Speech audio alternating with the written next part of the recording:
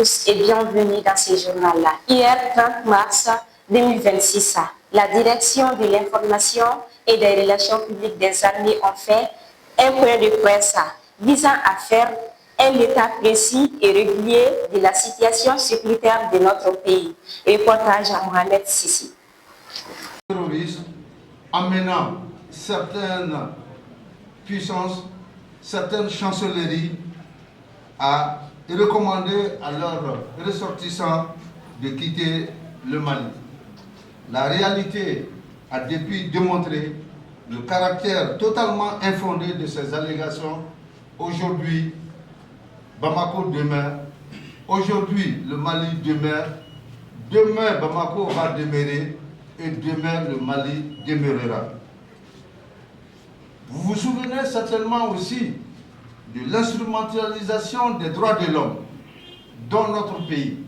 Nos forces armées ont été victimes depuis le début des années 2020. Instrumentalisation des droits de l'homme, consécutif à nos actions, aux actions des forces armées sur le terrain. Et à un moment donné, des acteurs soutenus par certaines puissances ont tenté d'issue cette instrumentalisation, la question des droits de l'homme pour dénigrer, pour décrédibiliser notre armée.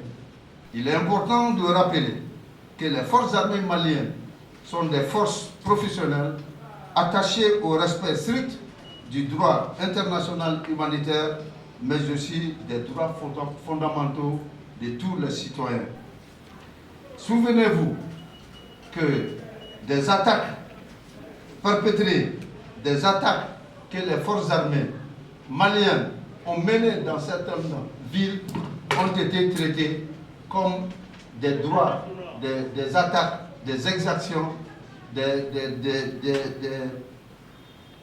les forces armées maliennes ont enfreint aux droits de l'homme, mais aussi au droit international humanitaire.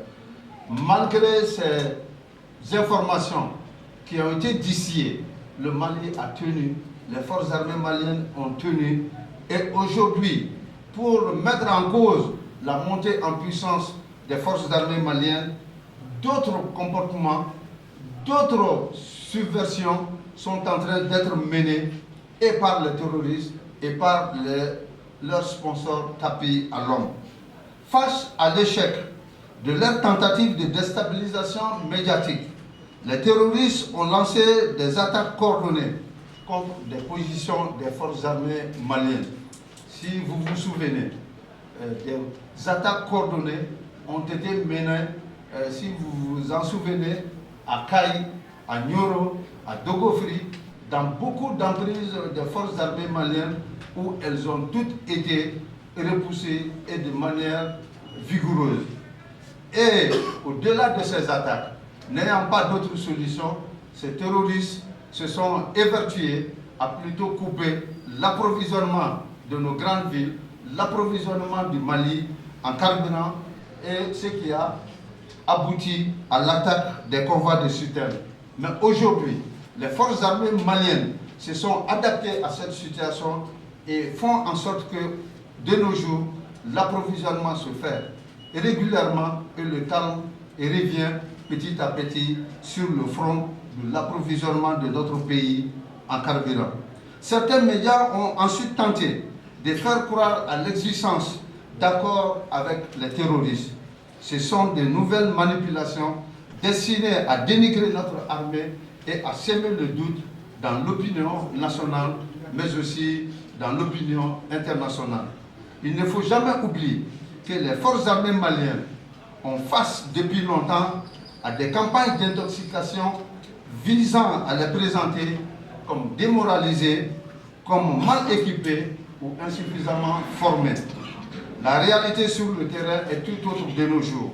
Nos hommes enregistrent des succès tangibles et constants sur le terrain. La libération récente d'otages dans la région de Kaï est un exemple éclatant, témoignant de l'expertise et du professionnalisme de nos forces. Les terroristes restent mobiles, mais autant qu'ils adaptent cette posture de mobilité, nos forces armées maliennes, nos forces vont à leur traque jusque dans leur dernier retranchement.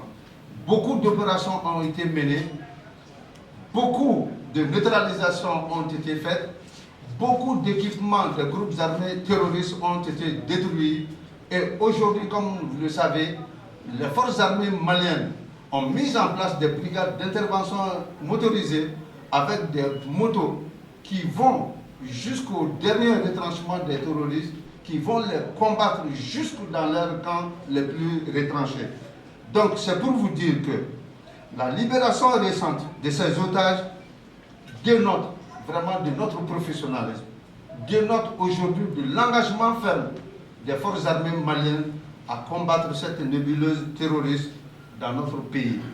Il faut constater également que les gesticulations du FLA dans la région de Kidal visant à déstabiliser cette région et le Mali, les forces armées maliennes continuent de garantir la sécurité des personnes et de leurs biens. Je tiens également à souligner que la contribution du Mali dans cette guerre contre le terrorisme est totale et résolue. Nous appelons les voisins du Mali à faire preuve de responsabilité et à prendre conscience de l'indulgence que l'indulgence n'a jamais instauré de retenue chez les groupes armés terroristes. Cette menace ne pourra être réellement contenue que si tous les États concernés, toutes les nations concernées s'impliquent pleinement dans la lutte contre le terrorisme. Le danger dans le Sahel aujourd'hui ne réside pas seulement dans les actions des terroristes, mais aussi dans l'absence de position claire et déterminée et d'engagement ferme de certains États qui estiment à tort que la menace ne les concerne nullement pas et que la case malienne va toujours demeurer en feu et qu'ils n'interviendront pas pour l'éteindre. Mesdames et messieurs, ceci est un état des lieux de la situation sécuritaire actuelle sur le terrain. Je vous remercie de votre attention et je vous dis à la prochaine.